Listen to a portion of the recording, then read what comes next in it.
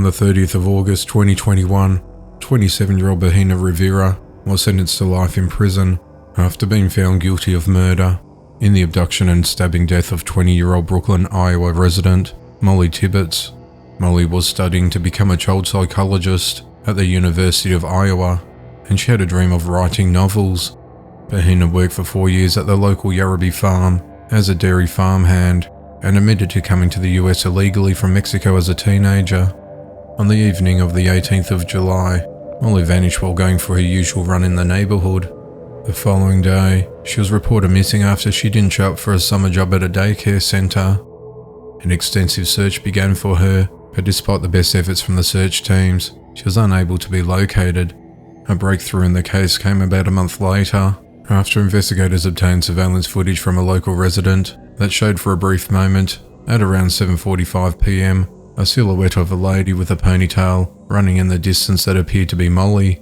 The video also shows a black Chevy Malibu with distinctive chrome rims, mirrors, and door handles driving past 20 seconds later and back and forth several times in the next 20 minutes.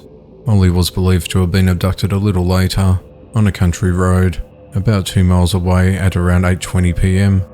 On the 20th of August 2018, authorities located a vehicle matching the description on the surveillance footage and identified the driver to be Bahina, and a lengthy interrogation began. After initially denying knowing about Molly, he then admitted that he had seen her the night she disappeared. He said he drove past her while she was running and turned around to get another look because he found her attractive. He followed her and then ran up and caught up to her. He fought with her after she tried to get away and threatened to call the police. He claimed that he got angry and then blacked out, but then came to and remembered driving with her bloody body in the trunk of his car. He said he then buried her in a remote Iowa cornfield. In the early morning hours of the 21st of August, he led investigators to the cornfield where they found Molly's badly decomposed body hidden under stalks and leaves, with her bright running shoes visible nearby. She was only wearing her sports bra and socks, and her legs were spread apart, and Bahina was arrested. An autopsy found Molly died of sharp force injuries from up to a dozen stab wounds to her chest, ribs, neck and skull. DNA testing showed that her blood was found in the trunk of the Malibu, but investigators never recovered the murder weapon. During court proceedings, the prosecution argued that the attack was lewdly motivated and that Bahina killed Molly out of anger after she rebuked his advances.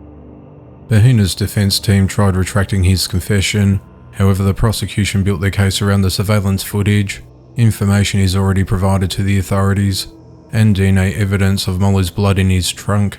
On the 30th of August 2021, Bahina, who's been jailed since his arrest, was sentenced to life in prison.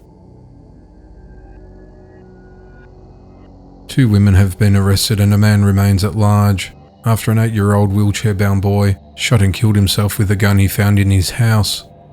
The incident occurred at around 10 p.m. on the night of the 29th of August, when officers responded to reports of a boy named Jameer Allen suffering from a self-inflicted gunshot wound at an apartment located in the 100 block of Schuyler Avenue in Newark, New Jersey, but they were unable to save the boy as he quickly succumbed to his injuries that night.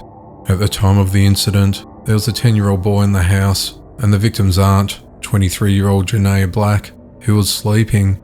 It's alleged that the boy's uncle, 18-year-old Marky Wright, brought the gun into the apartment and left it unlocked and unattended.